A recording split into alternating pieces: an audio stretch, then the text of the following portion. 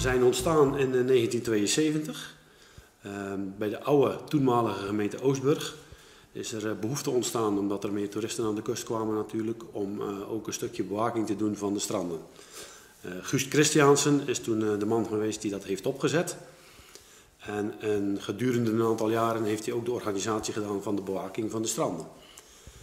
Toen kwam er ook behoefte natuurlijk aan reddingsmateriaal en opleidingsmateriaal. En in de loop der jaren is er natuurlijk een boot aangeschaft en zijn er materialen aangeschaft. En zijn er heel veel kinderen, jeugdigen zijn opgeleid in het reddend zwemmen en in het varend redden. Dus op die manier is er een behoorlijke bijdrage geleverd aan de gemeenschap, zeg maar. En wat voor activiteiten zijn er allemaal te doen dan? Wat een belangrijke activiteit is met het varend redden zijn de bewakingen van zeilwedstrijden, zwemwedstrijden op de Westerschelde, maar ook elders op binnenwateren. Dat is belangrijk natuurlijk, van als er iets gebeurt, als er een calamiteit gebeurt, dan kunnen ze meteen ingrijpen. Wat ook een hele belangrijke activiteit is het opleiden van de jeugdigen voor de posten op de stranden. Dus ze leren bij ons hoe ze goed kunnen redden zwemmen, zwemmend redden. En hoe ze ook natuurlijk daarna, nadat ze hun diploma's hebben behaald, de reddingsposten kunnen bemannen bij ons op de stranden.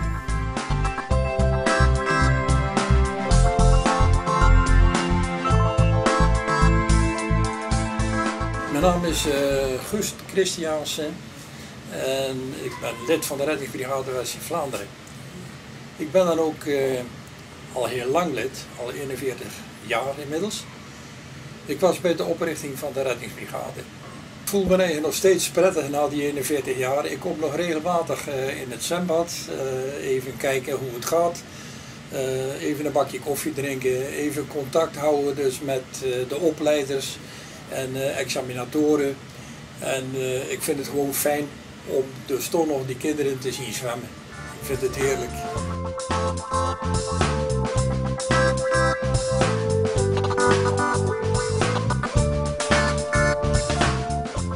Wat voor doel heb je met het leren van de kinderen met het zwemmen?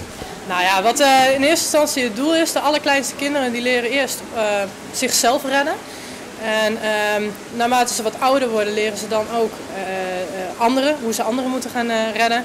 Dan krijg je ook de speciale reddingen als auto te water, ijsongevallen en dat soort dingen.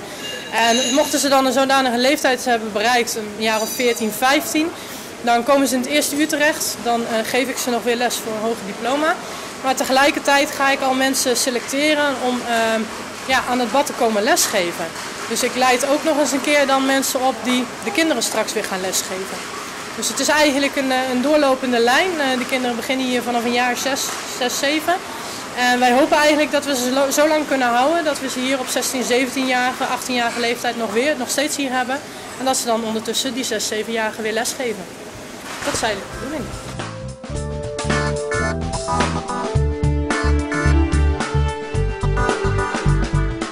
Dan zie je het filmpje en denk je van ja, dit lijkt me hartstikke leuk.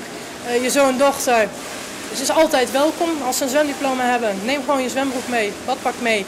En kom op zaterdagochtend naar de Eenhoorn in Oostburg. Kom ongeveer om 10 uur, dat is het mooiste tijd. En dan mag je gewoon lekker meedoen. Vrijblijvend, het is gewoon gratis. En dan kun je altijd kijken wat je ervan vindt. Vind je het leuk? Ben je altijd welkom.